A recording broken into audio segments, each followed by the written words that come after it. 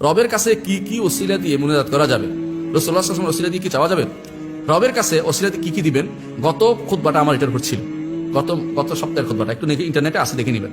3টি ওসিলা দিবেন। একটি হচ্ছে আল্লাহর নাম এবং গুণের ওসিলা দিবেন, কারণ এটা একটা বিরাট ওসিলা। চিন্তা করে দেখুন, যে ব্যক্তি আল্লাহর নাম এবং গুণ মানেই না, সে ওসিলা দিবে কি দিয়া?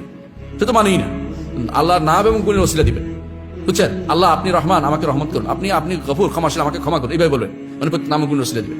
দ্বিতীয়ত যেটা করবেন, আপনার ন্যাক আমল, আপনার নিজের ন্যাক আমল। ধরেন আপনি জুমা পড়েছেন, আল্লাহ আমি 2টা সালাত আদায় করেছি, আপনার এই ওসিলা আপনি আমাকে দেন, কোনো সমস্যা নেই। আল্লাহ আপনি দান করেছি, আপনি আমাকে দেন। আল্লাহ আমি কোরআন শরীফ পড়েছি, আপনি আমাকে দেন। আপনার জিনিস দিয়ে আপনাকে চাচ্ছি, আল্লাহর কাছে এইভাবে নিজেকে তুলে ধরেন, আল্লাহ তাআলা খুশি হবেন, আপনাকে দান করবেন। এটা ওসিলা। এটা রাসূলুল্লাহ সাল্লাল্লাহু আলাইহি ওয়াসাল্লাম, সাহাবায়ে কেরাম থেকে ওসিলা প্রচুর সাব্যস্ত আছে, এগুলো দলিল আমি ওখানে উল্লেখ করেছি। 3 নম্বর, আপনি এই যে মজলিসে হাজির হয়েছেন, হাজির হয়ে আপনি একজনের কাছে দোয়া চেয়েছেন, তিনি এবং আপনি নিজের দোয়া করেছেন, এইটার ওসিলা দিতে পারবেন। অনুপস্থিত দোয়া করে নাই এমন কারোর ওসিলা দিতে পারবেন না। ব্যক্তি সত্তার ওসিলা চলবে না, উপস্থিত হোক আর অনুপস্থিত হোক, উপস্থিত হোক আর অনুপস্থিত ব্যক্তি সত্তার ওসিলা চলবে না। ধরেন আপনি আমি বললাম যে আল্লাহ এই মজলিসে যত ছোট বাচ্চা আছে এদের ওসিলা দিয়ে সালাম, এটাও যায় যাবে না, এটা কি ব্যক্তি সত্তা হয়ে গেল। অথবা আপনি বললেন যে আল্লাহ এই মজলিসে এতগুলি মানুষের মধ্যে যারা আপনি পছন্দ করেন তারের ওসিলা দিলাম, এই সমস্ত যায় সালাকি সাহেব চলবে না। বলবেন যে হুজুর আপনি ভালো, আপনি দোয়া করেন, তিনিও দোয়া করেন, আপনি দোয়া করলেন, ঠিক আছে, এটা ঠিক আছে, এইটা চলে।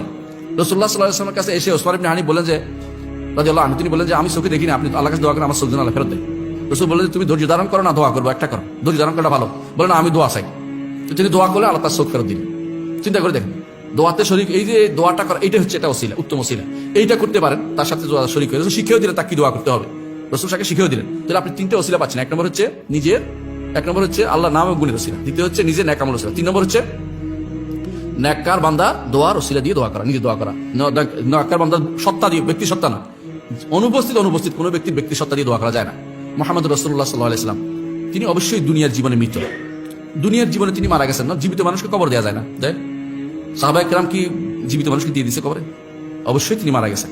কবরের নিচে তার আরেকটা জীবন আছে, যে জীবনটা দুনিয়ার জীবনের মতো নয়, দুনিয়ার জীবনের মতো নয়। রাসূলুল্লাহ সাল্লাল্লাহু আলাইহি ওয়াসাল্লাম যেহেতু মারা গেছেন, সেহেতু তার ওসিলা দিয়ে দোয়া করা যাবে না, কারণ এই সুন্নাত আমাদের সালাফে দেখায় নাই, এবং কোরআন এবং সুন্নাতের কোনো দলিল নাই, এবং এখনো নাই, কেউ করে নাই, সাহাবায়ে কেরাম করে নাই। উমর ইবনে খাত্তাব রাদিয়াল্লাহু আনহু তিনি যখন অনাবৃষ্টি হলে তিনি আব্বাসকে ডেকে আনতেন, আব্বাস আপনি জীবিত আছেন, আপনি হাত তোলেন। তার হাত তুলতেন, আমি দোয়া করতেন, আল্লাহ তাআলা বৃষ্টি দিত।